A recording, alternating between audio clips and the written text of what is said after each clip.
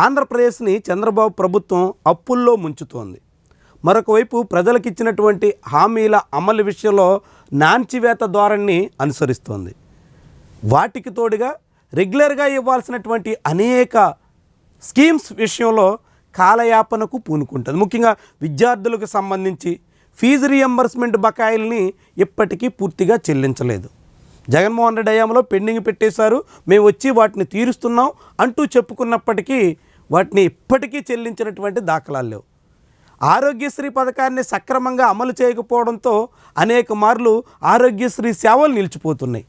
అంటే విద్య వైద్య రంగాల్లో కూడా ప్రభుత్వం ఎంత నిర్లక్ష్యంగా ఉందో స్పష్టమవుతుంది. దానికి కారణం రాష్ట్ర ప్రభుత్వం దగ్గర నిధులు లేవు, ఆర్థికంగా చాలా తీవ్రంగా సతమతమవుతున్నాము అంటూ ముఖ్యమంత్రి, ఉప ముఖ్యమంత్రి, అందరు మంత్రులు చెబుతున్నటువంటి మాట.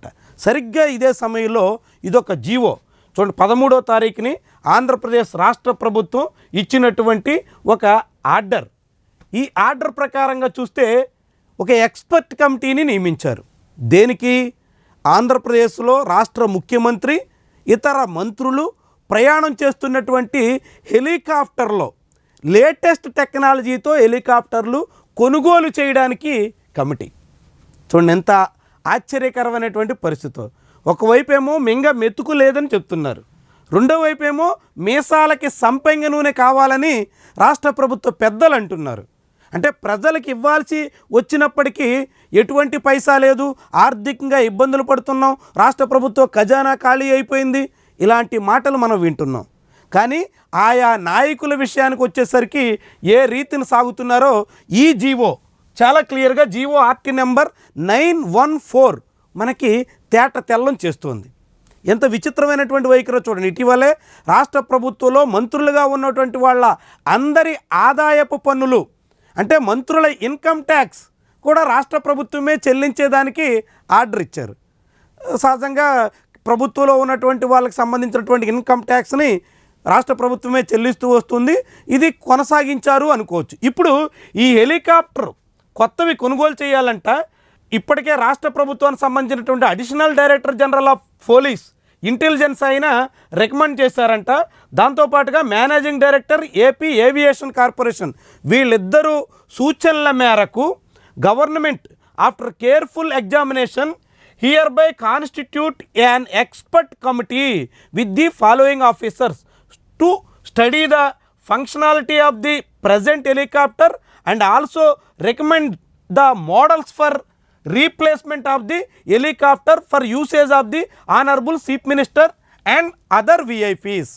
సరే, ఇప్పుడున్నటువంటి హెలికాప్టర్ని పరిశీలించి కొత్త హెలికాప్టర్ రీప్లేస్ చేయడానికి ప్రపోజల్స్ పెట్టాలంట, రికమెండేషన్ చేయాలంట. ఇందుకోసం ఒక కమిటీని ఏర్పాటు చేశారు. ప్రిన్సిపల్ సెక్రటరీ టు గవర్నమెంట్, అదేవిధంగా secretary to government finance, additional director general of police intelligence, representative from local DGCA office, managing director APACL. వీళ్ళ 5 కమిటీ సభ్యులుగా ఉండి ఆంధ్రప్రదేశ్లో ముఖ్యమంత్రి, ఇతర మంత్రుల ప్రయాణానికి కొత్త హెలికాప్టర్ కొనుగోలుకి రికమెండ్ చేస్తారంట. ఇది వ్యవహారం. ఇప్పటికే ఈ ప్రభుత్వం అధికారంలోకి వచ్చిన తర్వాత ముఖ్యమంత్రితో పాటుగా డిప్యూటీ సీఎం, అదేవిధంగా మంత్రి నారా లోకేష్ ఇలాంటి వాళ్ళందరి కాన్వాయ్ కోసం భారీ మొత్తంలో ఖర్చు చేశారు. కాన్వాయ్ని ఆధునీకరించారు, అదనపు హంగుల కోసం కొత్త వాహనాలు కొనుగోలు చేశారు. వాటికి తోడుగా ఇప్పుడు హెలికాప్టర్ను కూడా కొత్తది కొనుగోలు చేసేదానికి రంగం సిద్ధం చేశారు. అంటే ప్రజల విషయంలో పేదరుపులు అరుస్తూ వాళ్ళ వరకు వచ్చేసరికి హంగులు ఆర్భాటాల కోసం ఏ మేరకు ఖర్చు చేస్తున్నారో, ఏ రీతిని సాగుతున్నారో ఈ జీవో నెంబర్ 914 మనకి తేట తెల్లం చేస్తుంది. చంద్రబాబు ప్రభుత్వ వైఖరి ఏ మాదిరి ఉందో మనకి స్పష్టం చేస్తోంది.